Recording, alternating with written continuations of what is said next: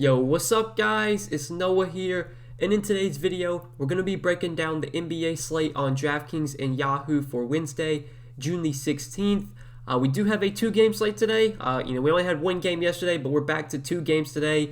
We got the Hawks and the Sixers, Game 5 of their series, and then we got the Clippers and the Jazz, Game 5 of their series. So, we pretty much have the same slate that we had 2 days ago. A lot of the pricing is kind of similar. A lot of the guys that I liked in Monday's video that I'm going to like again. But we'll talk through everything once again, guys, kind of break down these two games, give you my thoughts on the slate, what does stand out to me looking at the slate on Tuesday night. But before we get started with the breakdown, as always, I would appreciate it if you would click that like button down below. Be sure to click that subscribe button as well, and also hit the notification bell so that way you do get notified every time I upload. You also do get notified every time I live stream. And one more quick note for those of you that have not been keeping up with the channel, we are now sponsored with Prize Picks. We are now a partner with Prize Picks.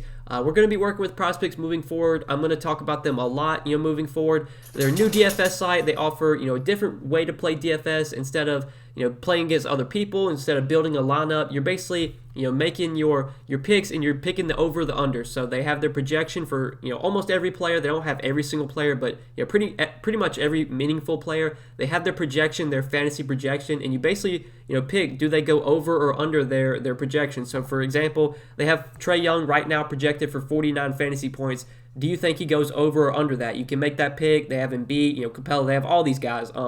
We're going to talk about some of my favorite picks on Prize Picks, later in the video. Some guys I do like over there. I've been able to have a lot of success on Prize Picks. A lot of you guys that have signed up, have told me that you've been able to have success as well. Prize Picks, I think, is definitely a winnable DFS site. You're not having to play against a bunch of pro players or a bunch of sharks or whatever you want to call them. You're basically playing against the house. It's you versus the house. It's you versus the projection. So if you want to give Prize Picks a check, if you want to check out what they have to offer, be sure to use promo code NOAH when you do sign up. Obviously, you can see at the bottom of the video, you use my promo code. That will give you a 100% match on your deposit up to $100. So if you do decide to join Prize Picks and you use my promo code, when you make your first deposit, if you do decide to deposit, let's say $100, Prize Picks will match that, and they will give you an additional $100 to play with. So definitely check out Prize Picks if you have not yet. See all that they do have to offer. And we'll talk about some of my favorite picks, early in the day. What does stand out to me on Prize Picks, looking at on Tuesday night, just early look.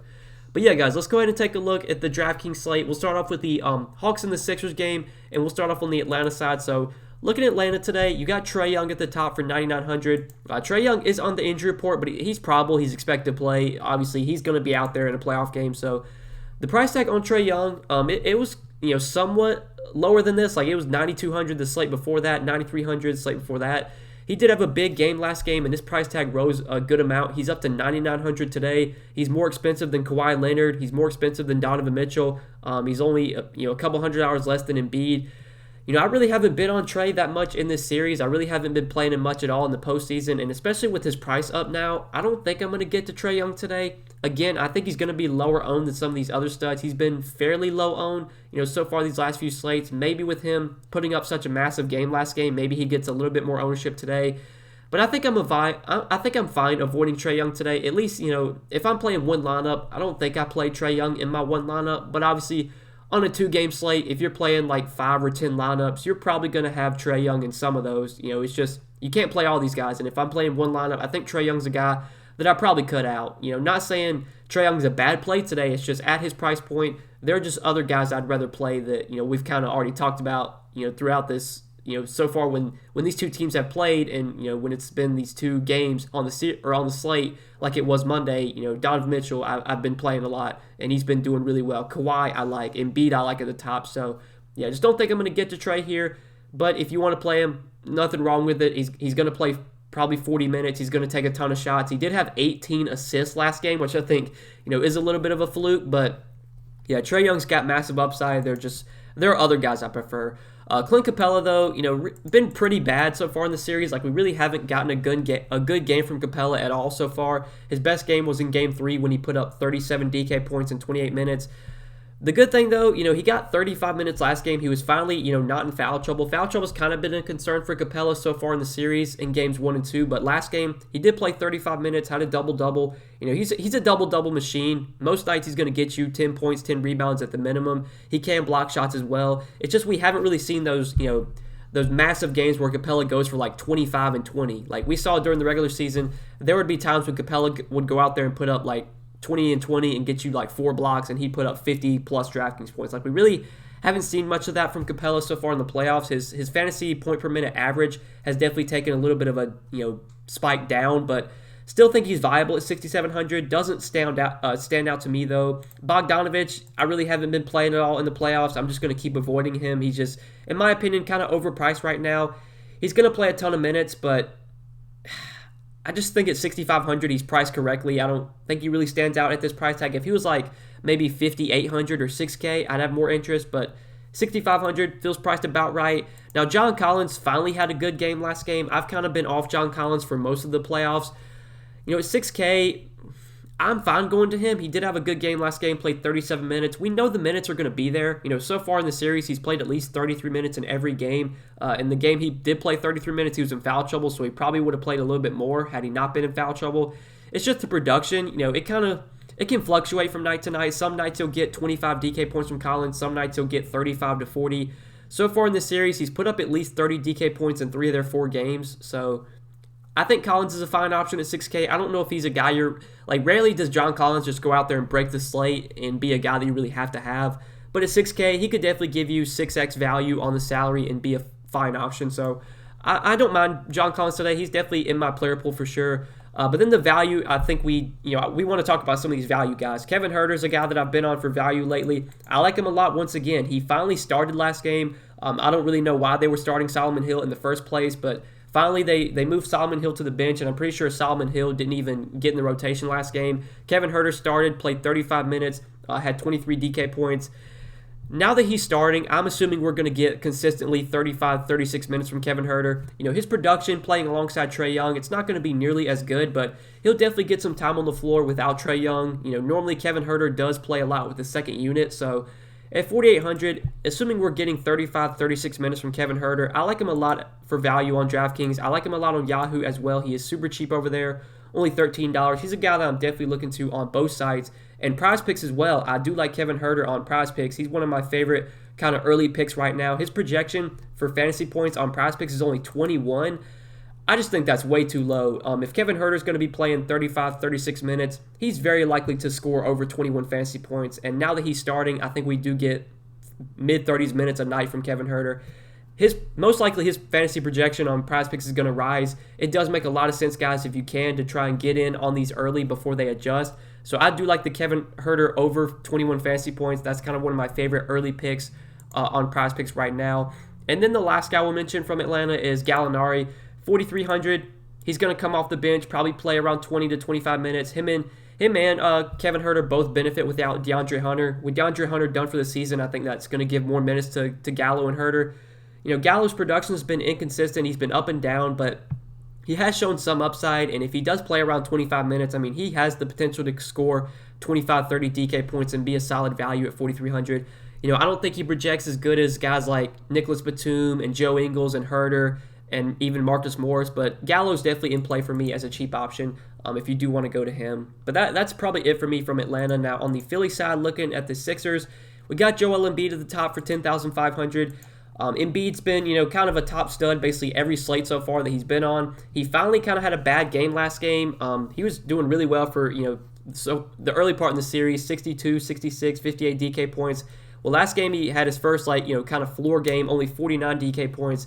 But there was just a lot of things. For one thing, Embiid, if you watch that game, Embiid did not look fully healthy. He also shot the ball terribly, 4 for 20 from the field. 1 for 4 from 3. The fact that he scored almost 50 DraftKings points while only shooting 20% from the field just shows, how big Joel Embiid's ceiling is. Now, I know he had 21 rebounds, which is kind of a fluke. Obviously, he's not going to get 21 rebounds every night, but the fact that the dude shot 20% from the field and still scored almost 50 DraftKings points just kind of shows the upside he has. If he even has a mediocre shooting game last game, he probably scores 60 plus. So, I'm expecting Embiid to be full go here. I know he's been kind of off and on with the injuries. He's questionable once again, but I'm assuming he plays. It's the playoffs. These guys are going to play through injury. They're going to, if they're even a little bit dinged up, they're just going to play through it. I'm expecting Embiid to play his normal 35, 36 minutes here. At 10,500 on a 2-game slate, Embiid is still one of my favorite spend-up options. And, hopefully after he was kind of really chalky last slate and he burned a lot of people, that maybe people will shy away from Embiid today. But I still really like Embiid, especially on Yahoo, really on both sides, just because you look at the center position, you have to roster at least one center today. And again, we had the same situation we had Monday. Basically, your only playable centers are Joel Embiid, Rudy Gobert, Clint Capella, or John Collins. Like, there's really no other playable centers outside of those four guys. So the fact that you only have four options to choose from as center, that alone is going to make Embiid look like a top play today. And again, yeah, like I said, really like him on Yahoo at $48. And even on Prize Picks, if you want to bet his over, currently he's got a 55 fantasy point projection. I think Embiid most nights is going to go over that. I mean, he's gone over that, 3 of the 4 games in this series. Last game, obviously, he just had a really bad game, really bad shooting game. If Embiid goes back to his normal rates here, plays 36 minutes, he's probably going to score over 55 fantasy points. So I don't mind the over on Embiid. I don't think it's, stands out to me, but if I had to choose there, I would definitely take the over on Embiid's fantasy points. But then you have Ben Simmons, Tobias Harris. Tobias Harris, last game was kind of disappointing, only had 31 DK points in 39 minutes. He's going to play a ton of minutes. Him and Ben Simmons are both going to play a ton of minutes. I've kind of been playing Ben Simmons over Harris lately. It didn't really work out, at the beginning of the series, but last game it finally worked out. Ben Simmons nearly had a triple-double, 11 points, 12 rebounds, 9 assists, and two blocks. Finished with 45 DK points. I've been saying it in every video so far. Like this is the kind of upside that Ben Simmons has. He doesn't have to go out there and put up 25, 30 real-life points just because of how much he can do with the peripherals. He's got triple-double upside. He's a good rebounder. He can obviously get a ton of assists. At 7,600, I do like Ben Simmons once again. I think he looks like a really good option in the mid-range. I think I do prefer him over Tobias Harris if I had to choose between the two. Definitely like Ben Simmons. Probably my second favorite play from Philly behind Joel Embiid. Then Seth Curry at 5K. Look, Seth Curry's going to play 30 to 35 minutes. Most nights he's going to score anywhere from 20 to 30 DK points. If he has a good shooting game and he puts up like 30, 35 DK points, then he could be, a really good play. But, 5K, he feels priced about right. I don't think he's like a core play or anything for me, but definitely, if I have 5K left for my last spot, I'm totally fine playing Seth Curry. I don't really think he's someone that I'm like starting my lineup with just because, he kind of feels priced appropriately. Then Court Moss did start last game with Danny Green out, was a pretty popular value play. Only played 25 minutes, had 18 DraftKings points in 25 minutes. He's still pretty cheap, 3,800. I don't like Court Moss as much today, just given that, I thought he was going to play more than 25 minutes last game. I thought he was going to get around 30 to 32. Could he play 30 minutes today? He absolutely could, but it does seem like they kind of, they want to give some minutes to Shake Milton. They want to give some minutes to Thibault. They just have a lot of guys that can, kind of take up Danny Green's minutes. I think Court Moss is going to be the guy out of all those that probably plays the most minutes. So if you want to go to him for value, I think, below 4K, we don't really have much value, really at all on these playoff slates. I'm fine, again, with Court Moss for 3,800 if you do want to go there.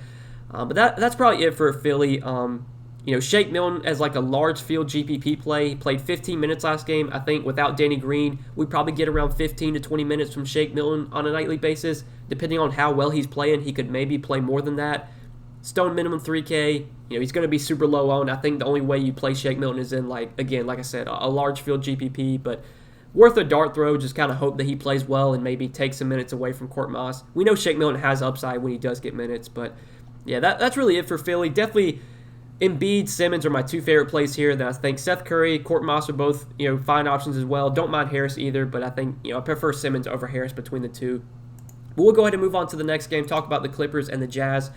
So on the Clippers side today, you got Kawhi and PG at the top. They continue to look like very good options on a nightly basis. Kawhi's going to play close to 40 minutes if this is a close game. He got pulled kind of early last game. For one, they had the game kind of under, they were winning pretty handily. They were winning by like 15. I think Kawhi did kind of, hurt something in his knee or something, but he looked fine. I mean, he already come out and said that he's going to be good to go for this game. So I'm expecting Kawhi to play, 40 minutes today if the game stays close. We know Kawhi has massive upside. His price has come down a little bit. He's 9,700 today. He's right up there with Embiid. He's right up there with Donovan Mitchell in terms of favorite pay-up options for me. I've been playing Embiid and Mitchell lately, and I think I'm probably going to stick to that today, but definitely think Kawhi's a really good option. Paul George as well at 8,600 I have some interest in too. He's going to play probably 40 minutes as well, him and Kawhi. We know Paul George has plenty of upside. Feel better about a guy like Donovan Mitchell at 9K, just with the massive uses that Donovan Mitchell is getting right now. But obviously you can't go wrong with Paul George either. clearly a good option on a 2-game slate. I don't need to tell you that. But then the rest of these Clippers, this is where I think we can kind of find some value for today. So Reggie Jackson, 5,100. Don't have as much interest in him today, just because the minutes have been kind of trending down lately. We've kind of seen Patrick Beverley get more run off the bench lately these last few games. Reggie Jackson only played 29 minutes last game, was not productive at all, only had 9 DraftKings points. I think that alone makes Reggie Jackson a good tournament play today. We've seen Reggie Jackson has upside. If he starts knocking down shots, he can put up 30, 35 DK points. Given that he was such a disappointment last game, he's just going to be low owned. Recency bias is so crazy in these playoff slates, just because you're basically playing the same team. It's the same slate. We have the same slate that we had on Monday pretty much. So Reggie Jackson's not going to be nearly as popular as he was Monday, just given that he was a huge bust. So if you want to go there in tournaments, I'm fine with Reggie Jackson. I'm not confident that he plays 36 minutes. I think it's most likely that he gets 28 to 30. But he could play more if he's playing well. He's just, the minutes are not, 100% secure for Reggie Jackson, I don't think. But Marcus Morris, Nicholas Batum are 2 guys I do like for value. Batum, now that he's starting, I think we consistently get 30 to 35 minutes from Batum. The last 2 games that he's started, since they put him back in the starting lineup, he's played 35 and 32 minutes. And he's been productive as well, 32, 30 DraftKings points. Batum is one of those guys that can do a little bit of everything. He can score, he can get rebounds, he can get assists. He's been really good with the defensive stats lately. For 4,600, getting a guy below 5K that can play 30 to 35 minutes, can put up 30 DraftKings points. Again, we don't have great value. None of these value plays you feel insanely good about, but a guy like Batum for 4,600, I do like a lot for value, and he's super cheap on Yahoo, so I like him a lot there as well at $14. He's a guy that I'm kind of looking to for value on both sites.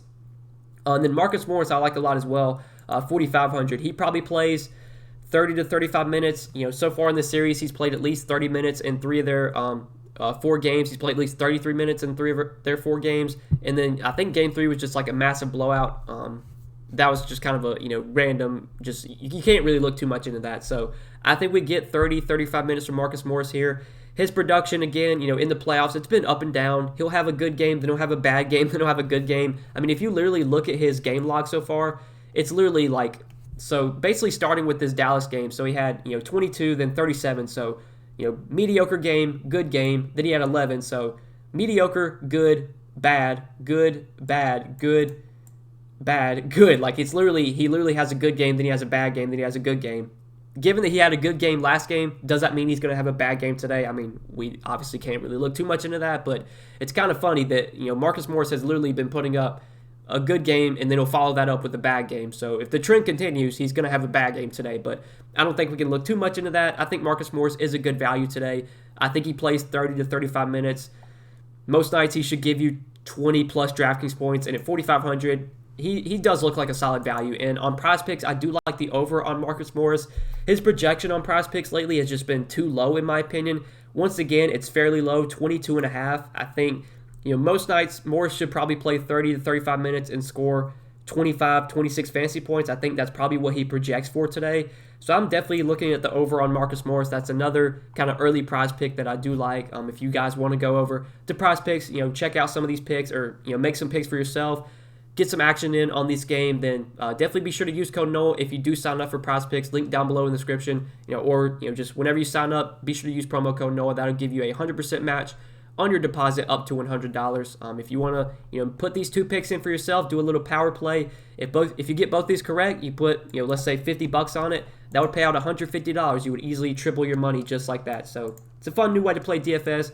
Be sure to check out Prize Picks, guys, if you have not yet. But I think that probably does it for the Clippers. The one last guy that I will mention is Patrick Beverley. Patrick Beverley's basically overtaken Rondo in the rotation. I don't even think Rondo's played at all in this series. I think he played the first 2 games, and then he played the first game, and then he hasn't played at all since that. So Rondo's pretty much out of the rotation. We've seen Patrick Beverley be kind of the backup point guard. He's kind of been the backup to Reggie Jackson, and he's played at least 15 minutes in 3 straight games. He's played at least 20 minutes in 2 of their last 3 games.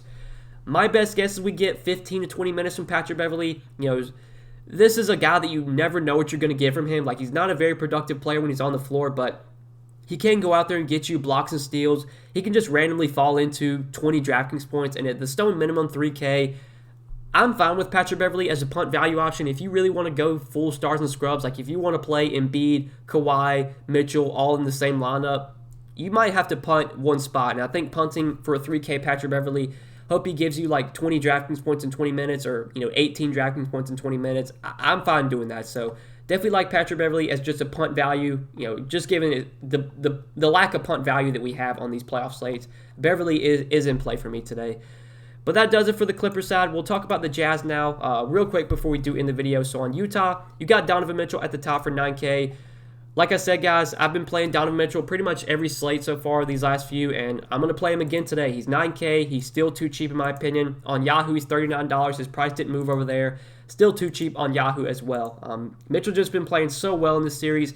Been getting just massive usage, massive just volume alone, shooting volume. You look at the shot attempts, 30, 29, 24, 26 shot attempts, 61, 48, 47, 53 DK points. Like, he's just been so consistent in the playoffs. Pretty much, last 6 games, he's put up at least 47 DK points in 6 straight games. You pretty much have like a 40-point floor from Mitchell right now. I mean, worst case scenario, it's a blowout and he scores like 45 DK points. Best case scenario, it's a close game. Mitchell plays 40 minutes and probably puts up 55 to 60. Like, he's just too cheap right now at 9K. I mean, DraftKings needs to bump up his price. Like, he's clearly the top stud. Until they bump up his price, he's going to be a top stud for me while he's 9K. I'm assuming that Mike Conley remains out. Like, we don't really have an update on Mike Conley yet. He's been questionable for every game so far in the series, and he's yet to play. So he's questionable once again. I'm just assuming that Conley is out again. If Conley does surprisingly wind up playing, then yeah, that'll be a bump down for Mitchell. But even if Conley does play, like, we don't really know if he's fully healthy. If he does play, is he just playing just to be out there, maybe as a decoy, kind of like we saw with Harden on Tuesday night. So yeah, if Conley plays, maybe that bumps Mitchell down a little bit. But I'm just assuming Conley remains out, given he hasn't played at all in this series so far. But then you have Rudy Gobert at center. Again, Gobert's not a guy that I really love when you look at this slate as a whole. But when you only have 4 playable centers, when your only center options are Gobert, Capella, Embiid, or John Collins, then yeah, Gobert's automatically going to find his way into some of my lineups just because there's only 4 playable centers. But when you look at the position or the slate as a whole, I don't think Gobert really stands out to me. Jordan Clarkson, he's been really, really bad. Like, I thought without Conley, we would see some big games from Jordan Clarkson. The minutes have been there. He's played at least 27 minutes in every game so far in the series, but just hasn't been productive. His best game was in Game 2 when he put up 30 DK points.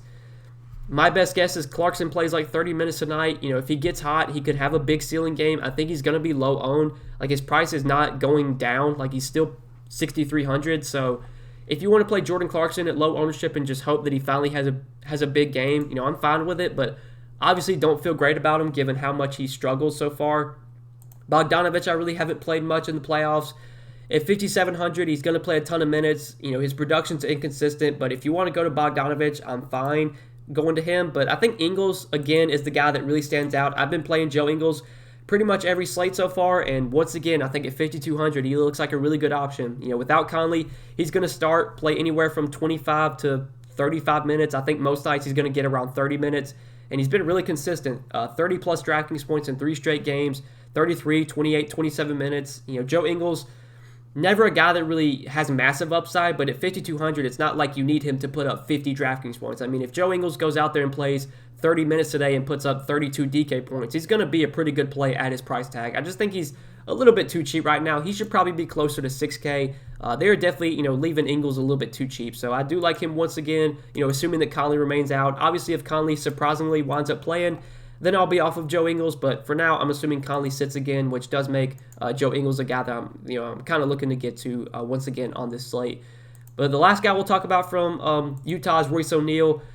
Royce O'Neal going to play 35 to 40 minutes. He's someone that you never know what you're going to get from him. Some nights he'll put up 25, 30. Some nights he'll put up 15 DK points. He's not a very productive player when he's on the floor, but he's going to play a ton of minutes. He's 4,900. There's other guys I prefer. Like, I'd rather play Batum. I'd rather play Ingles. I'd rather play Kevin Huerter. Probably would rather play Marcus Morris as well. But Royce O'Neal is definitely someone you can look to below 5K if you do need a value play, below 5K. But that does it for Utah. I don't have any interest in anyone else outside of the guys we just mentioned. So that does it for both of Wednesday's 2 games. I hope you guys did enjoy this video. As always, I do appreciate you watching. If you did enjoy, click that like button down below. Be sure to click that subscribe button as well, and also hit the notification bell so that way you do get notified every time I upload, and you also do get notified every time I live stream. And real quickly, guys, before we do end the video, huge shout out to Prize Picks, man. They're continuing to sponsor these videos, continuing to partner, with us and support my channel. So be sure to go check out Prize Picks, guys. Link down below in the description. Or just, whenever you do sign up, use promo code NOAH. That will give you a 100% match on your deposit up to $100. So if you do decide to deposit $100, Prize Picks will match that. They will give you an additional $100 to play with. So check it out. Link down below. See all they do have to offer. Get in some of these, get in some picks for tonight's games. This is a fun way to get some action on these games. Me personally, I don't really enjoy playing Showdown. I don't really enjoy playing 2-game slates. So I've been, putting a lot of my action into Prize Picks lately, and I've been having some success, and I think I'm, going to continue to do that. So, yeah, check out Prize Picks, link down below. If you want to tell me, we can talk about, Kevin Huerter, the over we talked about, or Marcus Morris over, I like as well. There's some other ones I think, we'll mention real quick, like Patrick Beverley, 12.5 fantasy points. I kind of like his over.